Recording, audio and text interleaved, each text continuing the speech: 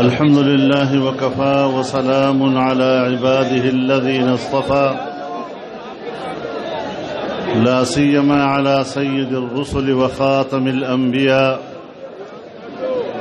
وعلى آله وصحبه ومن بهديه مهتدى. أما بعد فأعوذ بالله من الشيطان الرجيم. بسم الله الرحمن الرحيم. يريدون ليطفئوا نور الله بأفواههم والله متم نوره ولو كره الكافرون. صدق الله العظيم.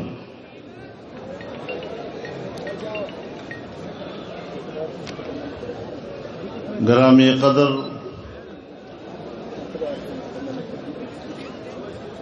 امیر عالمی مجلس تحفظ ختم نبوت، اکابر علماء کرام، مشائخ اعظام، بزرگان ملت، میرے دوستوں اور بھائیوں،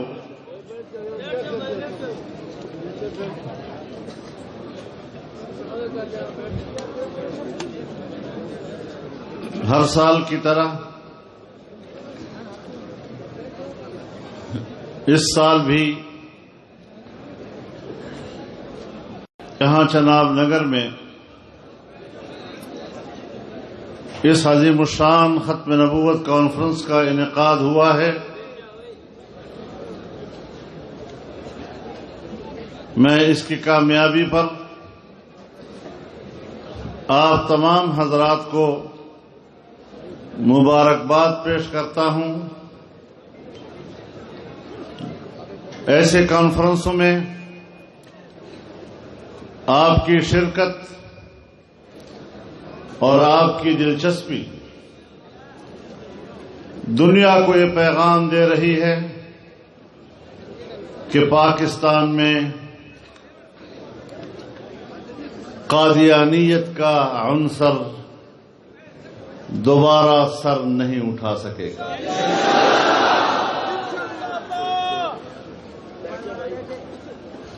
برصغیر کا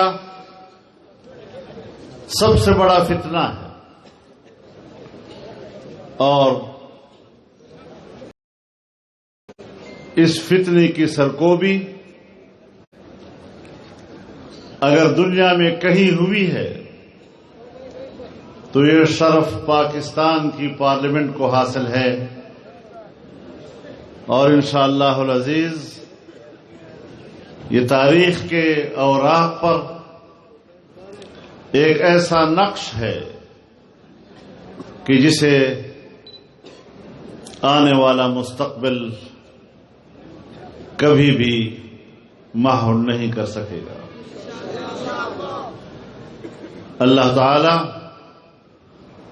اپنے دین کا محافظ ہے اور ختم نبوت کے عقیدے کی حفاظت بھی اللہ نے ہی کرنی ہے. ہم تو ایک سبب کے طور پر استعمال ہوتے ہیں.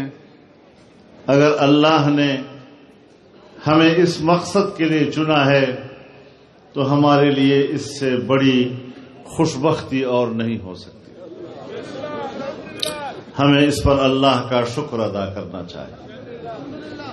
اللہ اس پر قادر تھا اور ہے کہ ہمیں فاسق فاجر کے گروہوں میں جا کر بٹھا دے، ہمیں ڈاکوں اور غنڈوں کے گروہ میں جا کر بٹھا دے. لیکن اللہ نے ہمیں علماء کا ماحول دیا ہے، دینداروں کا ماحول دیا ہے، اہل علم کا ماحول دیا ہے اور روحانی طور پر ایک خوشبودار اور خوشگوار ماحول دیا ہے. اللہ تعالی زندگی کے آخری سانس تک ہمیں اس ماحول سے وابستہ رکھے. میرے محترم دوستو،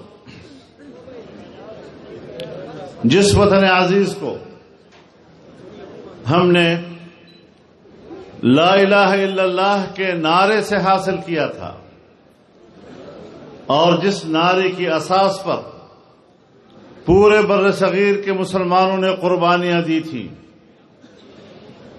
7 دہائیاں اس ملک کی گزر چکی ہیں، پون صدی کے قریب ہیں، لیکن کیا وجہ ہے کہ آج بھی اسلام کے نام لیوا مضطرب ہے؟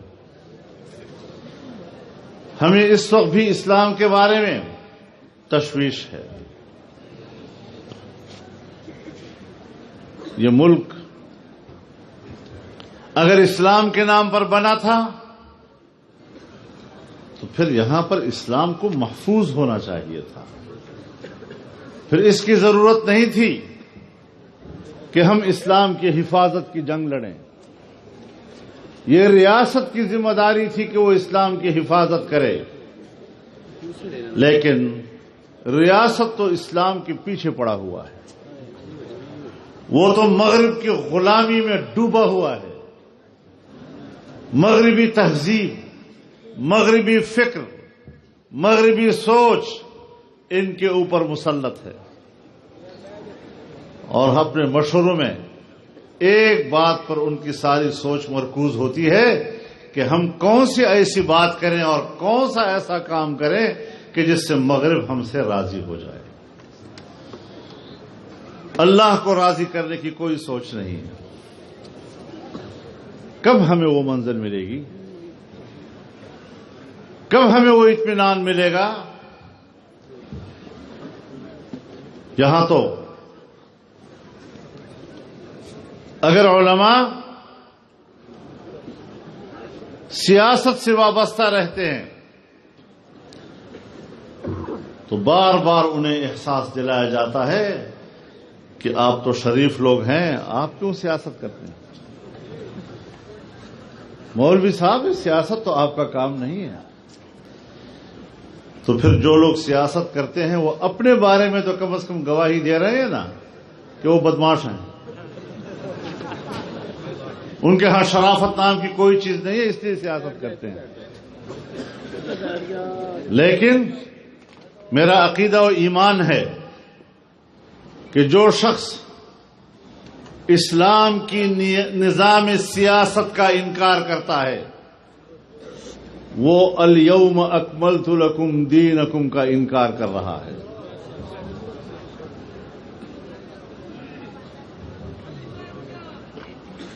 دین اسلام انبیاء سے ہوتا ہوا جناب رسول اللہ صلی اللہ علیہ وسلم پر آ کر مکمل ہوا ہے، اور اللہ تعالی نے اس نظام کو نعمت سے تعبیر کیا، اور اس طرح نعمت تمام کر دی ہمارے اوپر۔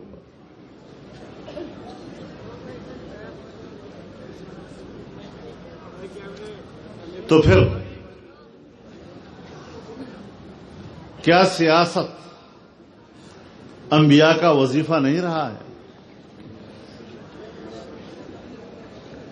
جناب رسول اللہ صلی اللہ علیہ وسلم کا ارشاد ہے، کانت بنو اسرائیل تسوسهم الانبیاء کلما ہلک نبی خلفہ آخر ولا نبی بعد۔ بنی اسرائیل کے انبیاء سیاست کیا کرتے تھے، یعنی ان کی مملکتی اور اجتماعی نظام کی تدبیر اور اس کا انتظام و انصرام کیا کرتے تھے۔ ایک جاتا تھا، دوسرا اس ذمہ داری کو سنبھالتا تھا، اور اب یہ ذمہ داری میری ہے۔ اور ولا نبی بعدی، رسول اللہ صلی اللہ علیہ وسلم نے کلما ہلک نبی خلفہ آخر، اس کی ذیل میں فرمایا ولا نبی بعدی، اب میرے بعد کوئی نبی نہیں ہوگا۔ تو ختم نبوت تو سیاست کے ذیل میں ذکر کیا ہے، اور آپ علماء کرام ہمیں کہتے ہیں یہ غیر سیاسی موضوع ہے، یہ سیاست سے بالاتر عنوان ہے۔ میں کہتا ہوں ختم نبوت ہی تو ہماری سیاست کی اساس ہے۔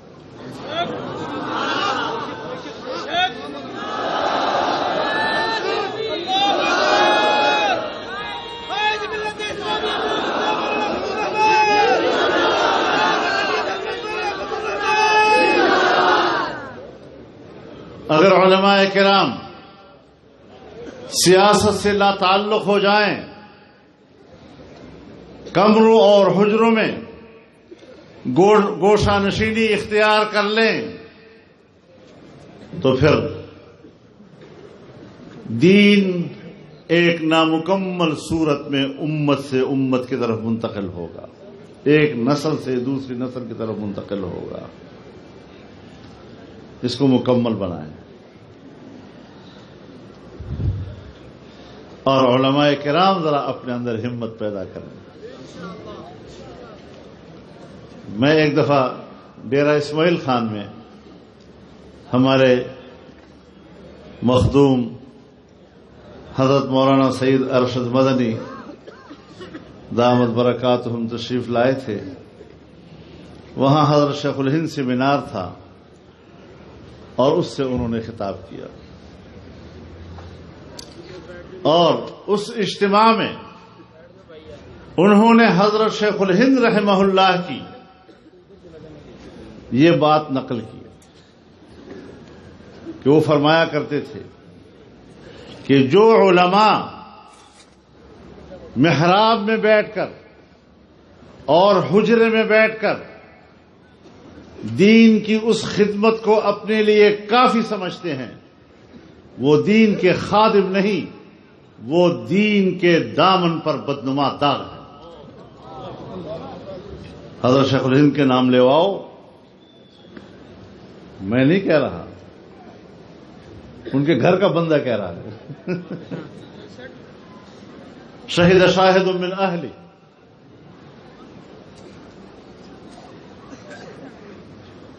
کیا وجہ ہے کہ ختم نبوت کا انکار تو قادیانی کر رہا ہے،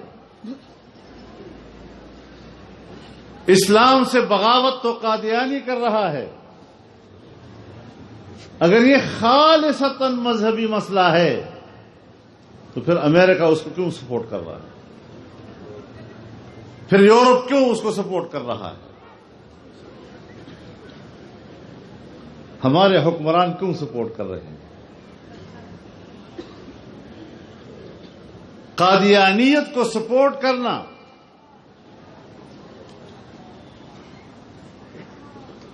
اگر اس سے امریکہ کی سیاست کا کوئی تعلق نہیں ہے، یورپ کی سیاست کا تعلق نہیں ہے، تو پھر تو ہم بھی کہیں کہ ہاں واقعی ہمارا پھر اس سے زیادہ کوئی تعلق نہیں۔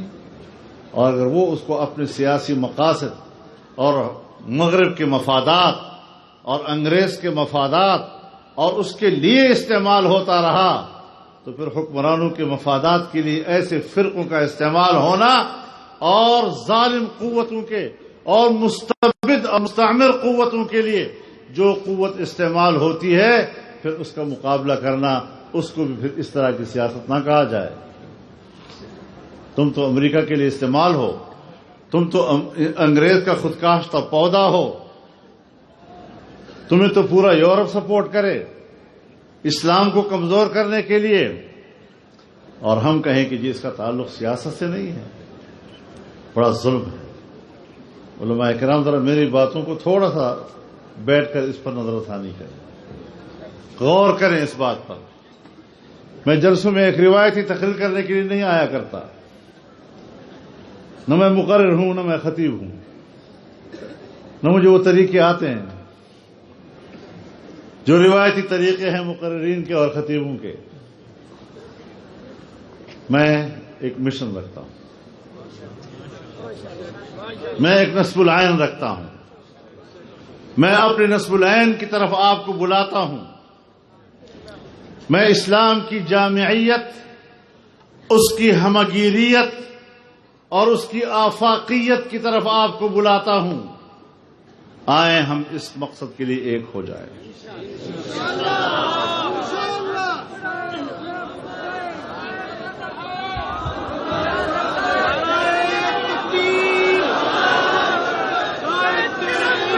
ہمارے آج کے حکمرانوں کو جس راستے سے ہمارے اقتدار کے ایوانوں تک پہنچایا گیا، یہ مفت میں نہیں تھا، یہ ایک ایجنڈے کے ساتھ تھا. اس ایجنڈے میں قادیانیوں کو دوبارہ مسلمان قرار دینا، اس ایجنڈے میں انسداد توہین رسالت کے قانون کو ختم کرنا، توہین رسالت کے مرتکب لوگوں کو جیلوں سے نکال کر آزاد کرنا، اور آج بھی تحریری طور پر مغرب کی طرف سے جو خطوط آتے ہیں، ان کی رپورٹس آتی ہیں، وہ سب یہ باتیں کہہ رہے ہیں. تو پھر ایسا کیوں نہیں ہو رہا؟ اب تک حکمران ایسا کیوں نہیں کر پائے؟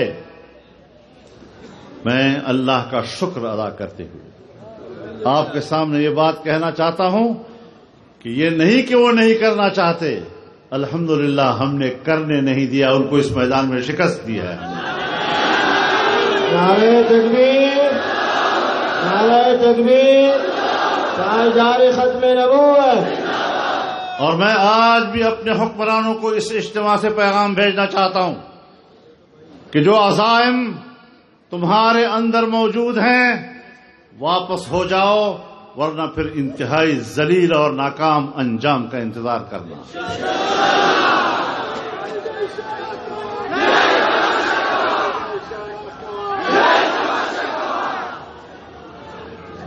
یہ باتیں کر چکے ہیں، جتنا ان کے بس میں تھا وہ کر چکے ہیں. قد بدت البغضاء من افواہہم وما تخفی صدورہم اکبر. ہم تمہارے عزائم کو جانتے ہیں، شاید کسی مدرسے کے حجرے میں پڑھانے والا مدرس نہ جانتا ہو، شاید کسی محراب میں محصور ایک مولوی صاحب نہ جانتا ہو، لیکن ہم میدان کے لوگ ہیں، اور اسی سیاست کی غلام گردشوں میں 40 سال آوارہ گردی کرتے کرتے گزر گئی ہے. ہم جانتے ہیں تمہارے عزائم کیا ہیں اور تم کیا سوچتے ہو، لیکن ہم پرعزم ہیں، اور انشاءاللہ دین اسلام اور پاکستان کے آئین کے اسلامی دفعات اور ختم نبوت کے عقیدے اور ناموس رسالت کے تحفظ کے لیے آج کا یہ جلسہ عزم کرتا ہے کہ ہم ہر قیمت پر اس کی حفاظت کریں گے، اور اس کے لیے جان دینا پڑے تو اس سے بھی دریغ نہیں کریں گے.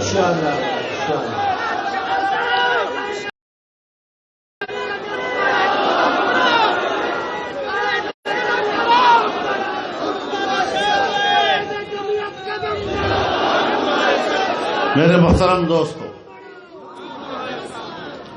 پاکستان میں آپ کو دو طرح کے لوگ نظر آئیں گے. کچھ لوگ ہیں جو اپنے آپ کو لبرل کہتے ہیں، سیکولر کہتے ہیں،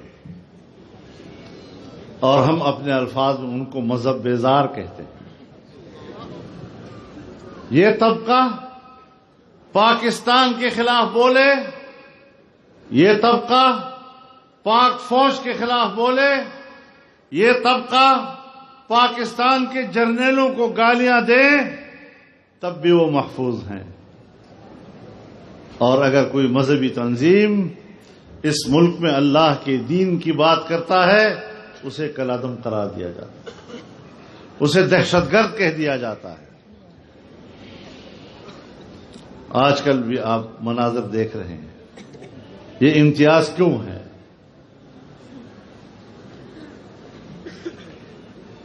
مطالبہ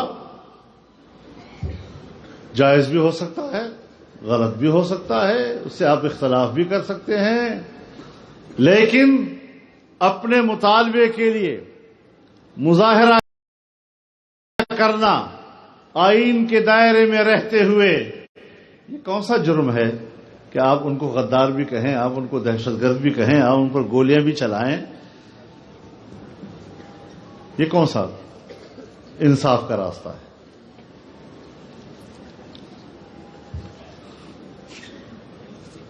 تو انصاف والوں، پھر یہ انصاف کی تحریک نہیں ہے، آپ کے رویوں سے انصاف تاریک نظر آتا ہے۔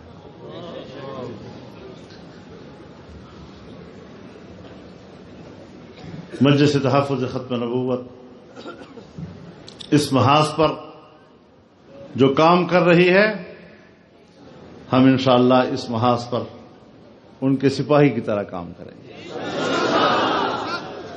اور اس ملک کو ایک مضبوط اور مستحکم اسلامی مملکت بنانے کی تحریک کو آگے بڑھائیں گے۔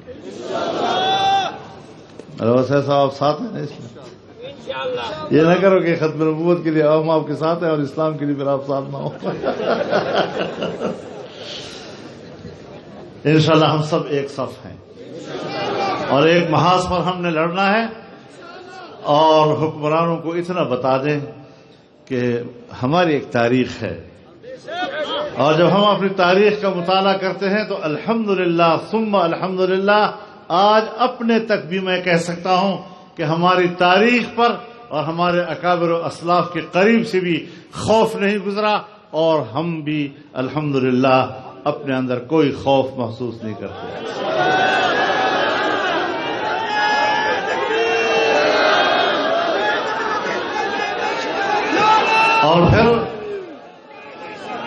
اور پھر حکمران بھی آج جیسے ایسے حکمرانوں سے بھی آدمی ڈرتا ہے۔ ان کی شکلیں ذرا دیکھو، یہ ڈرنے والی ہیں اس سے کہ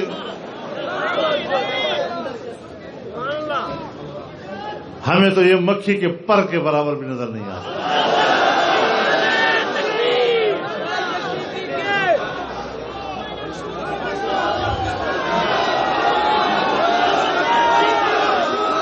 تو میرے محترم دوستو، انشاءاللہ اس محاذ پر آگے بڑھیں گے، اور اپنے عقائد کا تحفظ کرنا آپ کو سمجھانے کی ضرورت نہیں، اس کے لیے آپ اپنی تاریخ پڑھ لیں۔ آپ کی تاریخ آپ کے لیے خود ایک سبق ہے۔ آپ کی ماضی کی تاریخ وہ آپ کے مستقبل کی روشنی ہے، اسی میں ہم نے اپنے مستقبل کو طے کرنا ہے۔ اللہ تعالی ہمارے دین کا حافظ اور محافظ ہو، اور رب العزت ہمیں اس راستے میں خدمت کرنے کی توفیق عطا فرمائے۔ وآخر دعوانا ان الحمدللہ رب العالمین۔